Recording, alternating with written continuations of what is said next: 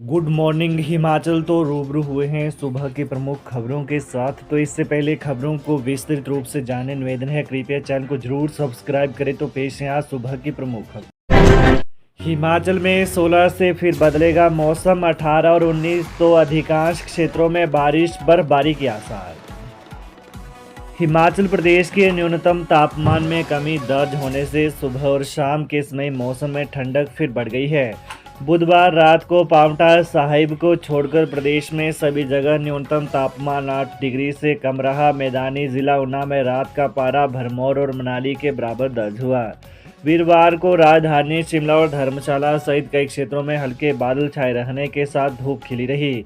15 फरवरी तक प्रदेश में मौसम साफ बना रहने का पूर्वानुमान है। पश्चिमी विक्षोभ सक्रिय होने से 16 फरवरी से मौसम बदलने की संभावना है। 18 और 19 फरवरी को प्रदेश के अधिकांश क्षेत्रों में बारिश और बर्फबारी के आसार जताए गए हैं। अंग्रेजी मैम की अजब प्रेम गाथा। इंग्लैंड नहीं लौटकर पति की कब्र के साथ दफन होने के लिए 38 साल किया इंतजार। हिमाचल प्रदेश के सिरमौर जिले में रियासत काल की एक प्रेम कहानी आज भी जिंदा है। यह कहानी नाहन शहर के ऐतिहासिक विला राउंड स्थित कैथोलिक कब्रगाह में अंग्रेजी मैम की प्रेम गाथा से जुड़ी है। महाराजा शमशेर प्रकाश के शासनकाल के दौरान सिरमौर के चीफ मेडिकल अफसर डॉक्टर एडविन पियरसाल की पत्नी मैडम लूसिया पियरसाल पति के निधन के बाद अपने वतन इंग्लैंड नहीं लौटी। नाहन शहर के ऐतिहासिक विला राउंड में पति की कब्र के साथ ही दफन होने की उनकी इच्छा ने उन्हें यहीं का बनाकर रख दिया। पति की मृत्यु के बाद अंग्रेजी मैम लगभग 38 साल यहीं रहीं। इतिहास को खंगाले तो पता चलता है कि डॉक्टर पियरसाल ने 11 साल तक महाराजा के पास सेवाएं दी। 19 नवंबर 1883 में उनका इंतकाल हो गया। उस समय उनकी आयु 50 साल थी। महाराजा ने डॉक्टर पियरसाल को पूरे सैनिक सम्मान के साथ नाहन शहर के ऐतिहासिक विला राउंड में दफन किया। टिकट लेकर देख सकेंगे तपोवन का विधानसभा भवन, कैफे भी खुलेगा, प्रशासन ने तैयार किया प्लान। धर्मशाला के तपोवन में करीब 6 करोड़ रुपए की लागत से बना विधानसभा भवन साल भर पर्यटकों के लिए खुला रहेगा। टिकट लेकर लोग भवन और परिसर को देख सकेंगे। परिसर के समीप ही चाय कॉफ़ी की सुविधा भी मिलेगी। जिला प्रशासन ने रिपोर्ट बनाकर मामला सरकार के पास मंजूरी के लिए भेज दिया है। मंजूरी मिलने के बाद भवन को पर्यटकों के लिए खोला जाएगा। दरअसल विधानसभा भवन तपोवन में साल में एक बार शीतकाल सत्र होता है। सत्र के दौरान ही भवन के दरवाजे खुलते हैं। दरवाजे और खिड़कियां बंद रहने से कमरों में हवा नहीं जाती। फर्नीचर, दरवाजे और खिड़कियों को दीमक लग रहा है। सचिवालय समय समय पर स्प्रे आदि करवाता रहता है, लेकिन इससे समस्या का स्थायी समाधान नहीं निकल पा रहा। अमर उजाला ने इस मुद्दे को प्रमुखता से प्रकाशित किया। पिन पॉइंट पर रखा जाता था चिट्टा, संदीप शाह के मोबाइल से तस्करी के खुलासे। उत्तरी भारत में नशे का रैकेट चलाने पर शाह गैंग के तस्कर पिन पॉइंट लोकेशन पर चिट्टे की खेप छोड़ते थे। शाह गैंग का मुख्य सरगना संदीप शाह के मोबाइल से कई चौंकाने वाले खुलासे हुए हैं। संदीप शाह के मोबाइल से शिमला पुलिस चिट्टा तस्करी के कई वीडियो हाथ लगे हैं। पुलिस की जांच में खुलासा हुआ है कि शाह गैंग के तस्करी ऑनलाइन पिन पॉइंट पर चिट्टे की खेप रख कर जाते थे। उसके बाद चिट्टा तस्कर पिन पॉइंट लोकेशन की वीडियो बनाकर चिट्टा लेने वालों को भेजते थे। पुलिस की जांच में खुलासा हुआ है कि शाह गैंग के तस्कर चिट्टे का भुगतान किसी और के खाते में यूपीआई पेमेंट से करवाते थे और पिन पॉइंट पर चिट्टा कोई और रखता था। शाह गैंग ने पूरे का पूरा ऑनलाइन चिट्टा तस्करी का रैकेट चलाया था।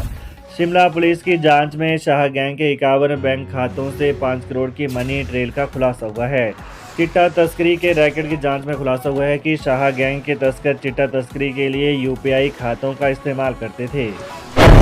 केरल की तर्ज पर कोलडैम में क्रूज उतारेंगे सुक्खू। सुक्खू सरकार प्रदेश में पर्यटन को बढ़ावा देने पर जोर दे रही है। सैलानियों को हिमाचल आने के लिए प्रदेश में पर्यटन गतिविधियों को बढ़ावा दिया जा रहा है। इसी कड़ी में बिलासपुर जिला की गोविंद सागर झील के बाद अब शीघ्र ही कोलडैम जलाशय में केरल की तर्ज पर 42 सीटर क्रूज उतारा जाएगा। इसके साथ ही शिकारे, स्पीड बोट्स और वाटर स्कूटर इत्यादि दौड़ते हुए नजर आएंगे। जिला प्रशासन ने कोलडैम जलाशय में water tourism and adventure sports के लिए टेंडर अवार्ड कर दिया है। यह टेंडर चंबा के चमेरा डैम में वाटर टूरिज्म का सफल संचालन कर रही मां भवानी ट्रांसपोर्ट कंपनी को मिला है। अहम बात यह है कि सरकार को सालाना जीएसटी के रूप में 33 लाख रुपए का रेवेन्यू आएगा। पर्यटक क्रूज के जरिए हरनोडा से लेकर तत्तापानी तक 30 किलोमीटर लंबी झील की सैर कर सकेंगे और नेचर का लुत्फ उठा पाएंगे। आईएएस रोहन चंद ठाकुर भी चले दिल्ली। हिमाचल प्रदेश पथ परिवहन निगम के प्रबंध निदेशक रोहन चंद ठाकुर केंद्रीय प्रतिनियुक्ति पर जाएंगे। कार्मिक मंत्रालय ने उनकी नियुक्ति निदेशक वित्तीय सेवाएं के पद पर की है। रोहन चंद ठाकुर वर्ष 2009 बैच के आईएएस अधिकारी हैं। सीएसएस सेंट्रल स्टाफिंग स्कीम के तहत उनकी नियुक्ति 5 वर्ष के लिए की गई है।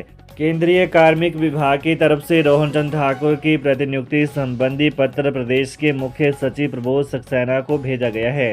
रोहन चंद ठाकुर की पत्नी मानसी सहाय ठाकुर भी पिछले वर्ष केंद्रीय प्रतिनियुक्ति पर दिल्ली गई थी। अब हिमाचल प्रदेश पथ परिवहन निगम को जल्द ही नया प्रबंध निदेशक मिलेगा। सरकार ने जनवरी में 2009 बैच के 4 आईएएस अधिकारियों को सचिव स्तर पर पदोन्नत किया था। कुल्लू में जला मकान, 8 लाख स्वाहा, गांव में अफरा तफरी का माहौल।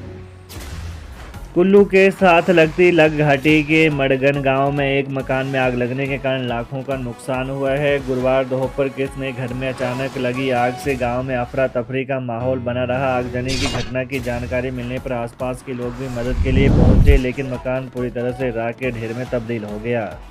जानकारी के अनुसार प्रभावित रामलाल व मोतीलाल पुत्र फागनू राम तथा केहरी देवी पत्नी स्वर्गीय भंडारी लाल के 2.5 मंजिला लकड़ी का स्लेट पोस्ट साझा मकान में आग लगी है, जिस पर अग्निशमन विभाग के कर्मचारियों द्वारा स्थानीय लोगों की मदद से काबू पाया गया। इस आगजनी में मकान पूरी तरह से जल गया है।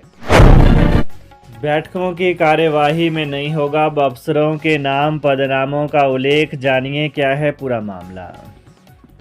हिमाचल प्रदेश के विभिन्न विभागों की बैठकों की कार्यवाही में अब अधिकारियों के नाम या पदनामों का उल्लेख नहीं होगा। प्रशासनिक सुधार विभाग ने निष्पक्षता और एकरूपता सुनिश्चित करने को इस बाबत नए निर्देश जारी किए हैं। नामों और पदनामों के उल्लेख से उत्पन्न होने वाले किसी भी संभावित हितों के टकराव को रोकने के लिए यह फैसला लिया गया है। दिशा निर्देशों का उल्लंघन होने पर अधिकारियों को अनुशासनात्मक कार्रवाई के प्रति चेताया गया है। प्रिंसिपल की रेगुलर प्रमोशन के लिए इस दिन हो सकती है डिपार्टमेंटल प्रमोशन कमेटी की बैठक। राज्य के सरकारी स्कूलों में प्रिंसिपल की रेगुलर प्रमोशन के लिए 24 फरवरी को डिपार्टमेंटल प्रमोशन कमेटी की बैठक हो सकती है। शिक्षा सचिव ने इसके लिए डेट तय कर दी है। राज्य सरकार से पहले मिली अनुमति के अनुसार लोक सेवा आयोग डीपीसी की इस प्रक्रिया का हिस्सा नहीं होगा। वर्ष 2017 से 2023 तक 2000 से ज़्यादा स्कूल प्रिंसिपल को इसका लाभ मिलेगा। इन्हें इस अवधि में प्लेसमेंट के जरिए ही स्कूल प्रिंसिपल बनाया गया था और इनमें से बहुत से लोग रिटायर हो चुके हैं। कैबिनेट में हुए फैसले के कारण सीएम से फाइल पर मंजूरी लेना जरूरी था। देख रहे हो विनोद। हिमाचल में 104 से 124 आयु के 1141 भी ले रहे पेंशन, बड़े घोटाले की आशंका। हिमाचल में सामाजिक पेंशन के नाम पर बड़े घोटाले की आशंका है। पहले चरण में प्रदेश के 1438 पेंशनरों के दस्तावेज जांचे गए, जिनमें से वे संदिग्ध पाए गए। हैरत इस बात की है कि इनमें से 1141 पेंशनर ऐसे हैं जिनकी उम्र दस्तावेजों में 104 से 124 साल के बीच दर्शाई गई है। इनमें से प्रत्येक पेंशनर को प्रति माह 1700 रुपये पेंशन दी जा रही है। यह पेंशन राशि त्रैमासिक आधार पर सीधे लाभार्थियों के डाकघर एवं अन्य बचत खातों में जमा की जाती है। तो ये रही सुबह की विशेष खबरें। हिमाचल की ताज़ा खबरों को जानने के लिए कृपया चैनल को अभी सब्सक्राइब करें। धन्यवाद।